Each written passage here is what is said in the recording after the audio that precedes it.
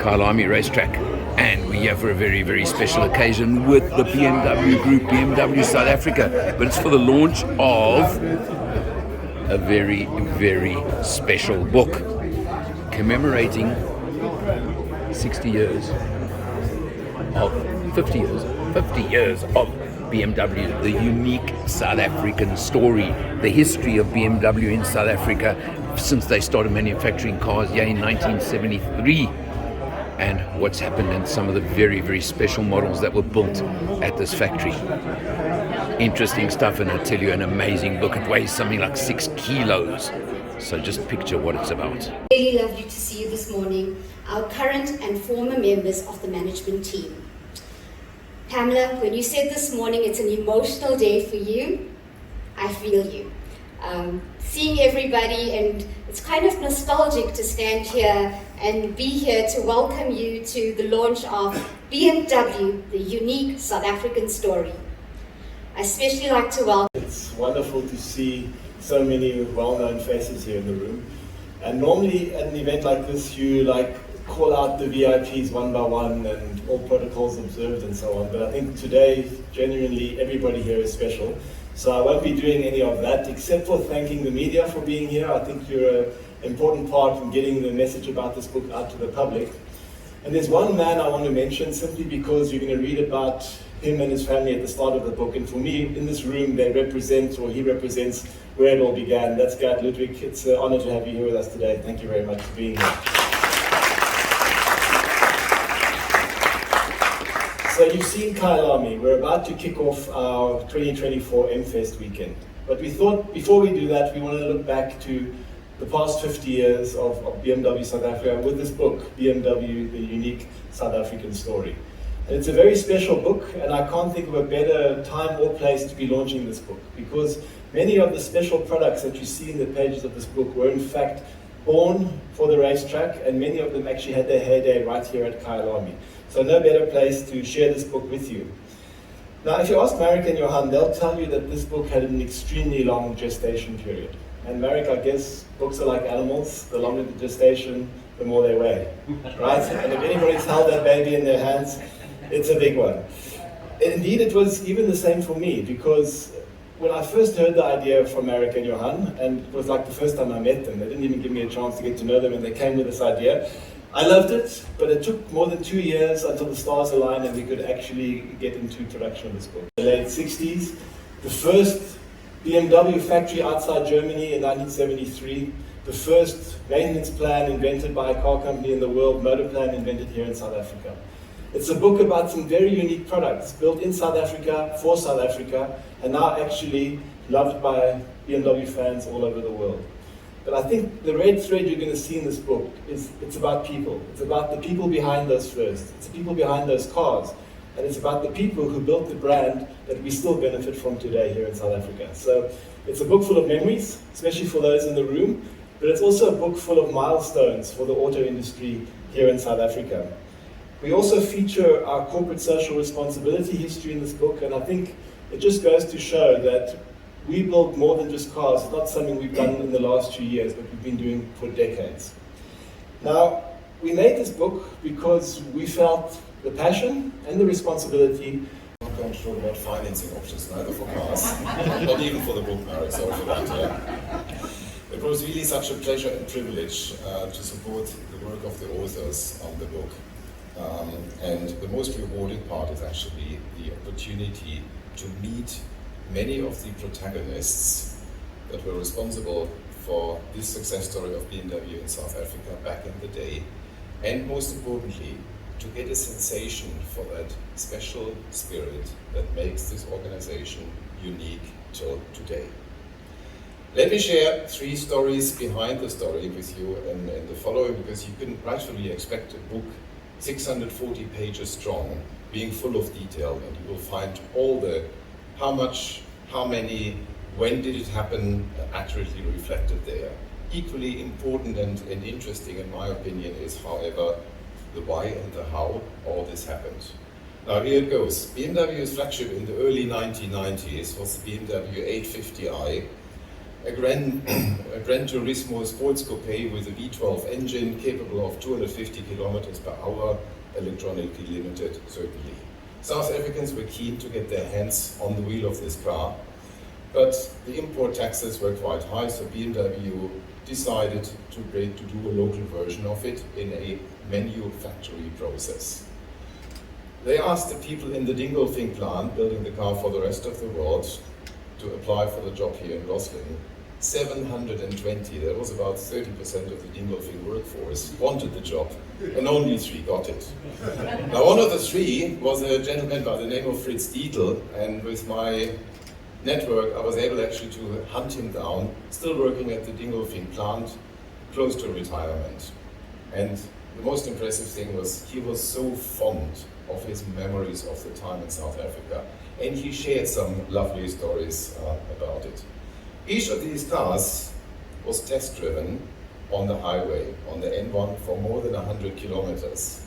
And they put a magnetic badge on the car, on the sides and on the back of the car, that said government approved high-speed test vehicle. Imagine that car back in the day, you were ruling the N1. I thought about having one of those stickers these days, but there's unfortunately way too many puppies in the way of yourself. We researched the number of vehicles that were built, and the chassis number range suggested it would be about 24, but the warranty database only yielded 23 vehicles. Now, Fritz had the deciding memory about it. They attempted to paint one car in sterling silver. It was a very delicate color to paint, and it came out in the first attempt with some clouds on the bonnet and on the roof. So they attempted to paint it a second time. It equally turned out not as desired, and then they decided to scrap the body shell because it would exceed the maximum permitted paint thickness. Quality was a high aspiration back in the day. Of all these 8 series ever produced, a Roslin build had the best result of all 8 series produced ever. Story number 2, from Fritz to Tino. I mean, a book with this quality of content would certainly deserve only the best in the business for its production. So we had multi-print of Meadowdale doing the printing, and here's a short video clip that I would like to share with you about I think everybody in the room remembers the late Tony Viana, who raced for BMW quite successfully in the 1980s and the 1990s. He was the one racing the 745i, the only 7 Series ever raced in BMW history. And then in the second half of the 80s, he went on with the 325i, respectively IS, competing in Group N of the South African Championship. Now, there were some other competitors' cars, and I wouldn't even bother to mention the brand's name, who were battling him, and he was really looking for increasing the power-to-weight ratio of the vehicle. And he was really begging BMW to do a version with aluminium hang-on parts, so there would be your fenders and your doors. That would have saved some 10 kilograms. The CEO of BMW South Africa back in the day, Reinhard Künstler, he knew Tony quite well. I mean, Tony was a person who lived life and enjoyed life, and as of Portuguese origin, he would also enjoy good food. So he hinted his belly and said, "That's your 10 kilograms." I could probably go on for hours, but then... This is the realization of a dream. It started a number of years ago, as has been alluded to by Peter, and Johan and I decided to join forces, and on the back of a common interest. But the principle of a journey is so much more than that. And my journey with BMW goes back to a long, long time ago. In fact, I'm used to counting numbers on my hands because I'm not a good mental arithmetic person. So anything 10 years older is, 10 years ago is very old because I've only got 10 fingers. But my first job was at BMW. I had my 19th birthday at the Round Building, and I met a number of you that are in the room today. And most of you who are in the room today that worked at BMW are still today very, very good friends. So one of my jobs at BMW, because I was so passionate and interested in the brand, was we started this program with Mnet called Business Broadcast and BMW Profile. And my dear friend Lindsay managed to dig up this little gem. People who were part of the company at the time. I'm an only child, thank goodness, and I don't take the word no very well. In fact, it's not even in my vocabulary, as the corporate BMW has learned. And that's why we have 642 pages, because I needed to get the story from everybody. And it was just the process of tracing every person and finding every person and getting to the bottom of it. And you know, there are people in the room who haven't seen each other for 25 years who all worked at BMW, sitting at the back there. And without you guys, it just wouldn't have happened. I mean, John Jessup is sitting over there, former sales and marketing director. John actually designed an E30 derivative which resembled a Porsche 944, a two-door with a glass back. And he was asked by Von Kuber to submit what he thought would be good for the design of a 3 Series. And he did the drawing, because John was a closet car designer, but he ended up in the marketing department anyway, so he got to, you know, exercise his passion. And he heard nothing until one day he was called to Germany, literally.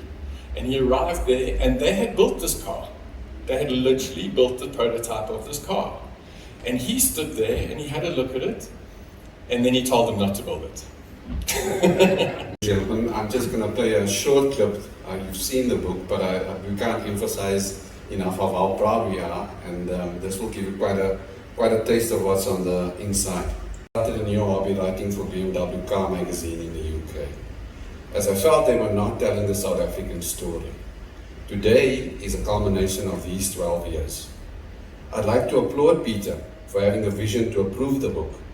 Thanks for the opportunity. It's been both a pleasure and an honor. Thanks, Colin van Son, for bringing up the book in your very first meeting with Peter as the chairman of the BMW Car Club. I also believe Marek threatened you. If you're not going to bring the book up, there will be consequences. But it took a woman to ensure that the book came to fruition. And that woman is Tolash. Her team played a pivotal role in realizing the 640-page book you see here in front of you today. Thanks to Angela, Cindy, Norma, and Haley, but above all, thanks to Lindsay, who was instrumental in helping us navigate the process of negotiating with 2 CEOs and 3 heads of communication over the last 9 years. Thank you, Lindsay. Thank you very much to the team internally and to you as well, and to everybody that has contributed. Every page in the book was read I don't know how many times. So page 130 is definitely my favorite page. It's the most contested photograph of the book, and please have a look at that one, because between Marek and I think most of the fights was about that one page. So and I won. Actually, Marek lied, but we'll leave that one to it, because I spoke to Ivan Honeyborn this morning and he said, no, I didn't tell Marek to use that photo. And Marek said, I got permission. So, most contested page in the book for me. So we're going to open up for Q&A.